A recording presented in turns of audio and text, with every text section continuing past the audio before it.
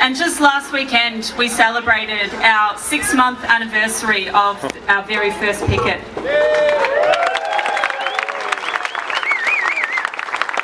And looking back at the first picket that happened in September last year at a test drilling site in Clifton Hill, it's clear to see just how far this campaign has come over the last 6 months. When we arrived at the first morning of the first picket, about 40 of us got together, and the only thing dividing us from the drill rig was a flimsy piece of construction tape tied to 2 witches' hats. And so we stood next to that tape and we had a discussion, and we talked about the fact that we'd petitioned, we'd organised rallies, we'd lobbied politicians, and yet despite doing all of that for a number of years against the East-West Tunnel, the Nat Thing government had just come out and said arrogantly that they were committed to build the East-West Tunnel. And so we decided that if the government is not going to listen to all of the reasons why this project is a social disaster, an environmental disaster and a financial disaster, and then refusing to stop the project, if they're not going to listen to us, well then we'll take it up to ourselves to stop it ourselves.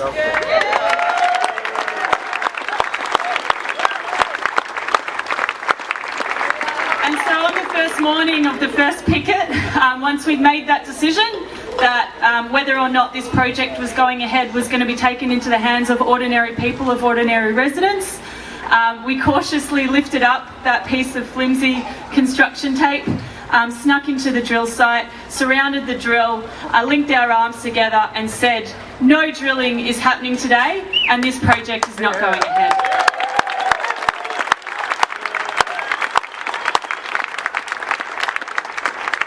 And that's how the community picket started, by ordinary people coming together and taking action. And I think that looking back to 6 months ago, at that time, the day of the first picket, the East-West Tunnel was being talked about by both sides of politics and in the media as a done deal. Everyone accepted that, oh, it was a little bit controversial, but it was definitely going ahead. Now look, 6 months on, and because of our campaigning, because of the action that brave people have taken, there's a huge question mark over this project. There's a huge question mark about whether this tunnel will be built. And the reason for that is that we've held the government's schedule back by taking direct action. We've also put a huge question in the minds of the construction firms bidding for the contracts about how easy this tunnel will be to build with this level of community opposition. We've also, through our actions, incited a huge debate in society about the need for investment into public transport. And we've also changed public opinion about the pros and cons of building a toll road tunnel through Melbourne's inner north.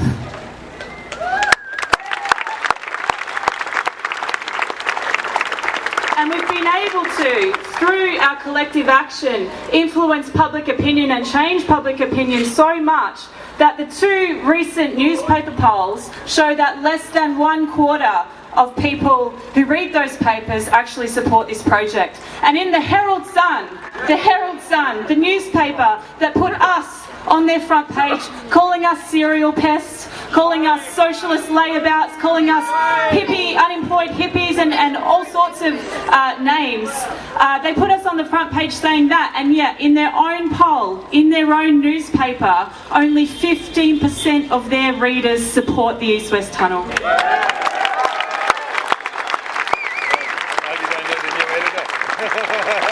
And so I think this is a huge credit to all the people that have put in hard work over the last 6 months, over the last few years, to campaign against this monstrosity. And because we've been so successful in our campaign, the government has once again, for the second time, halted the preliminary test drilling works that they've been doing across the inner north.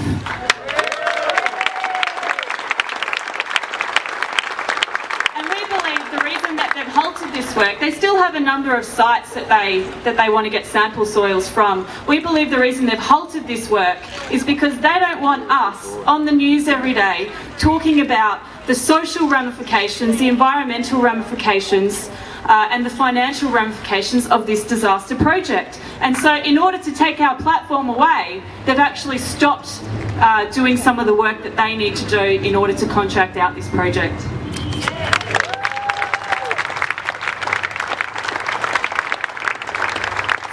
While for the moment they've taken away our need to picket, we're still going to continue doing what we've been doing well over the last 6 months, and go out and talk to as many people as possible and convince them to join our campaign and to join our community picket.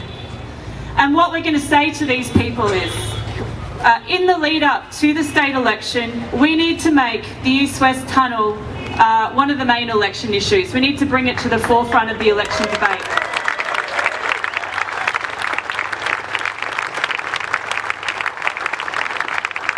And in doing so, we need to put pressure on all of the opposition parties and candidates, including the Labor Party, but all of the opposition parties and candidates, to accept 3 demands. And these demands need to be, number 1, scrap the East-West Tunnel.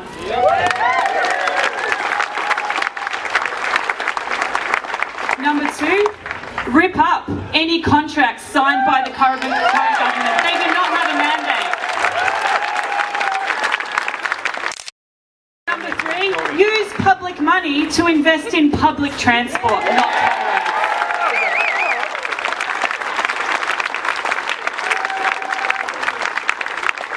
And we'll be calling on every candidate standing in the election. If they say they're opposed to the East-West Tunnel, then they need to adopt all 3 of these demands.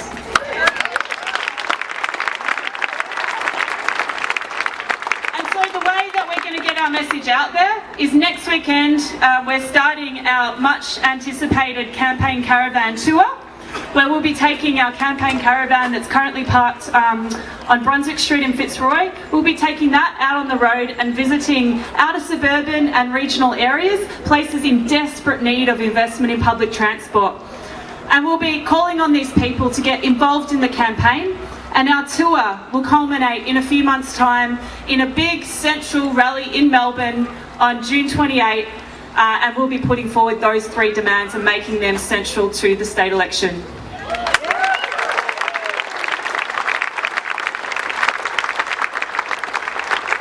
And so I'll appeal to people here today to, if you can help us in any way on our caravan tour, if you can help us in any way in building for that central rally on June 28, then please come and talk to me, or come and talk to the other tunnel picketers down at the stall in the corner down there, and put your name down on our email list, on our text list, and get involved. Because we can absolutely win this campaign. There's no doubt about it, we can win this campaign. But what we need more than anything, not the goodwill of politicians, not talking at length about how this project is a disaster. What we need more than anything is more people getting actively involved in the campaign. Thank you.